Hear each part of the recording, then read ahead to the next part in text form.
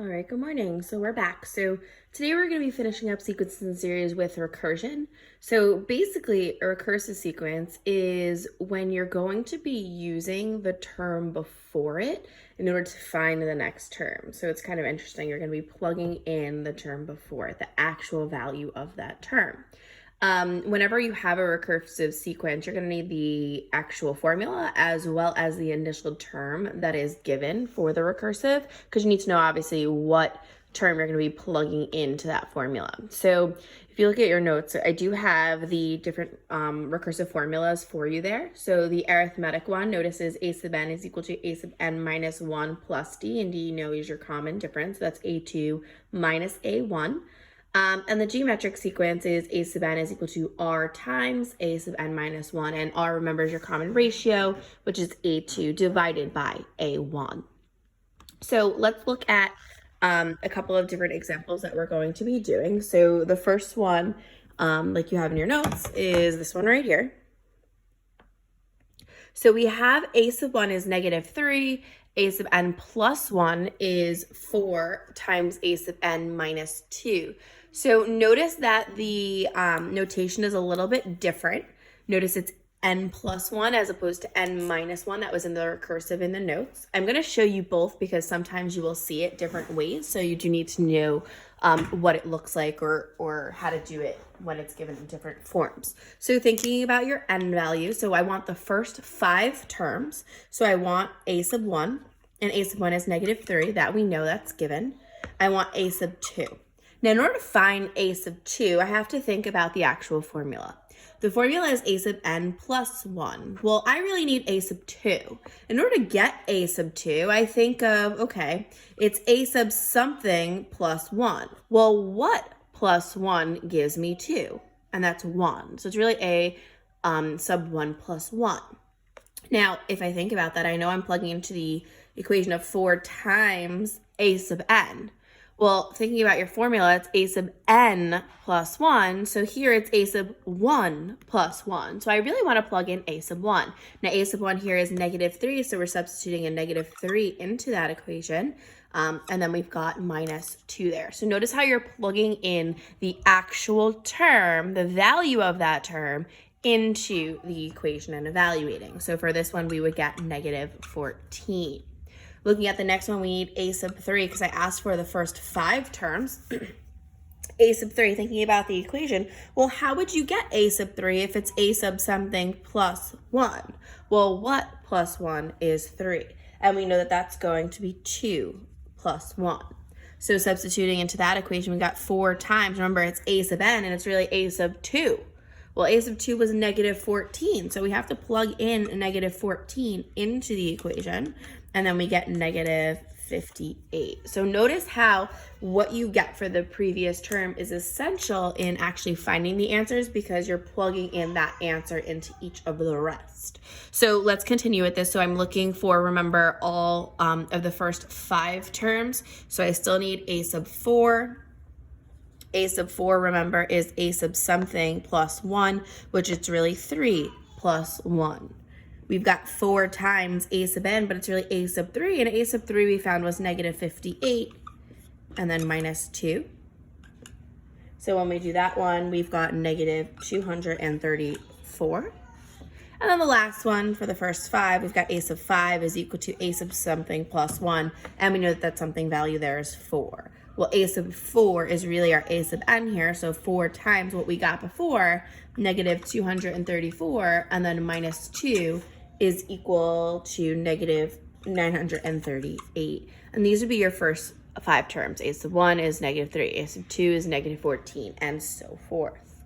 Let's try another one.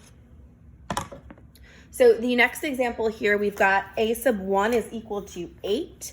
A sub n plus 1 is equal to negative 3 times a sub n plus 6. Now remember, I'm going to do a couple examples with n plus 1 as well as n minus 1 so that you do see the differences. So I'm looking for the first 5 terms once again. So a sub 1 is equal to 8. A sub 2, we have to think about the equation that's given. Once again, it's a sub n plus 1. In order to get 2, we really want a sub something plus 1. Well, what plus 1 is 2? And we know that that's going to be 1. So 1 plus 1. So I'm plugging into the equation. We've got negative 3 times a sub n. Well, a sub n, remember, is a sub 1. So we're plugging in 8, the previous term for that. And when you do that, you get negative 18. Something I do want to point out, so if I just put it on the other board for a quick second.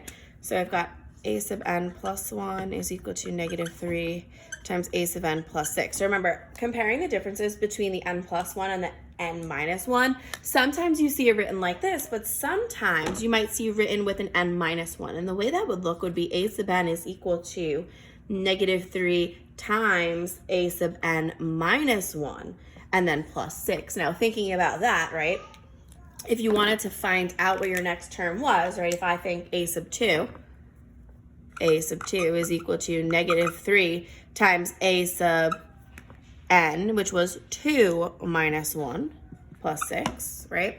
So when you evaluate that, you actually get a sub 1, right? 2 minus 1 is 1. So that means you would still plug in a sub 1 or the previous term into that equation. Just looking at that a different way, okay? So let's just continue with the problem that was given. We now want a sub 3. A sub 3, remember, is a sub something plus 1, and that something has to be 2. So we're substituting in negative 3 times, well, a sub 2 was negative 18. That's what we had found. And then plus 6. And when you do that, you get 60. So continue with that. We're looking for the first 5 terms. So I'm just going to, quickly run through that.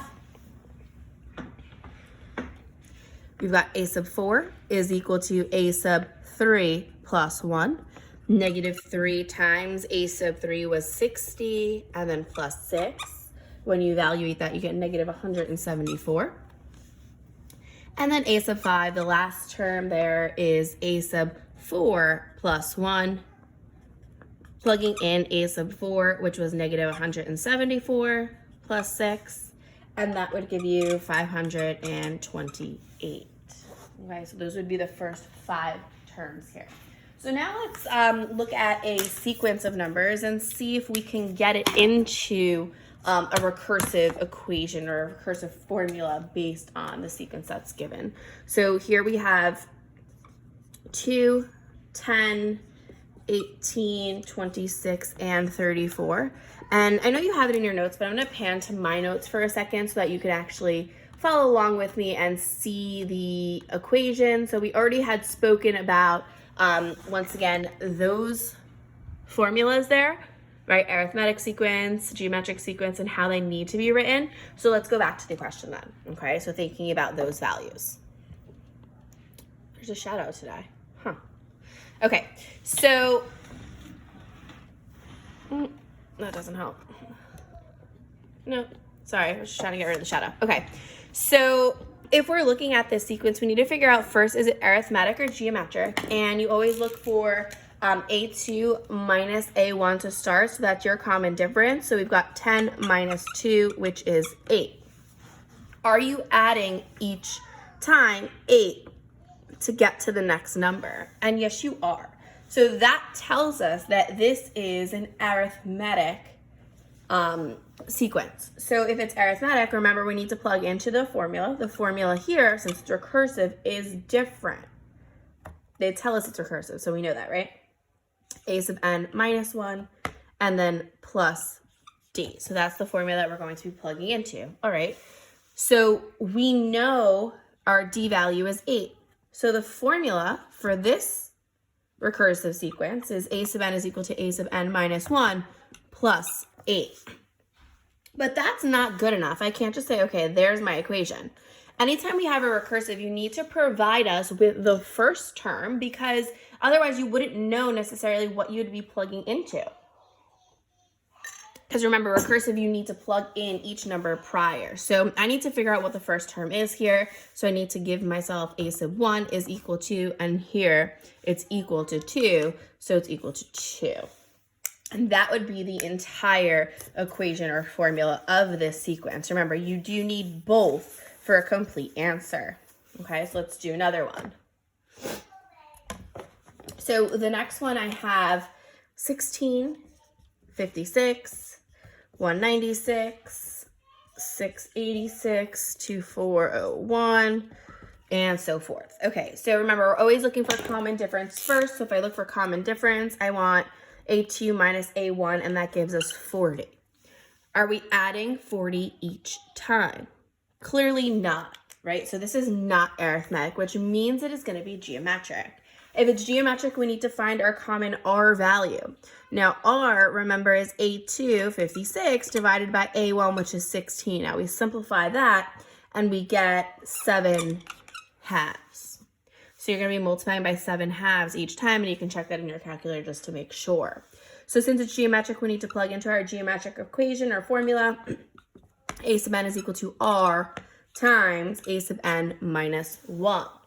We know our R value, so A sub n is equal to 7 halves times A sub n minus 1. And that's our formula, but remember, that's not enough. I would not get full credit. I do have to provide the first term as well.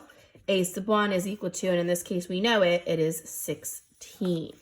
And that would be the entire equation of this geometric recursive sequence.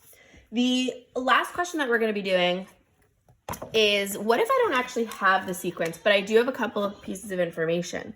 Let's say I have A sub 4 is 108, and I've got R is equal to 3. So I have two different things.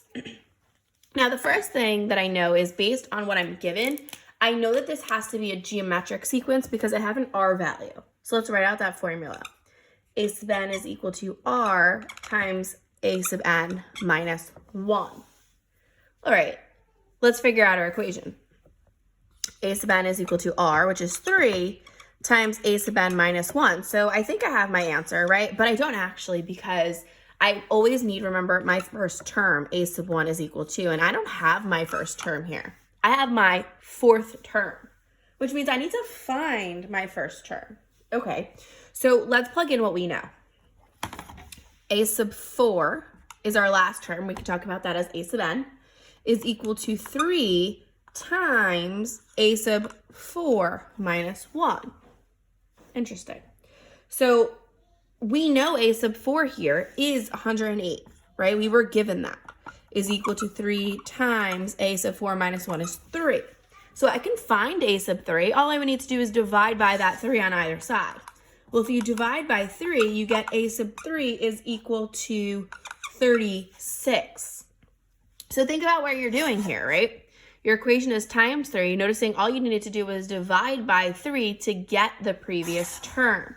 So if I wanted A sub 2, yes, of course you can keep plugging into the equation like I had done here, but we already know you're dividing by 3 every time. So if I divide 36 divided by 3, I get 12.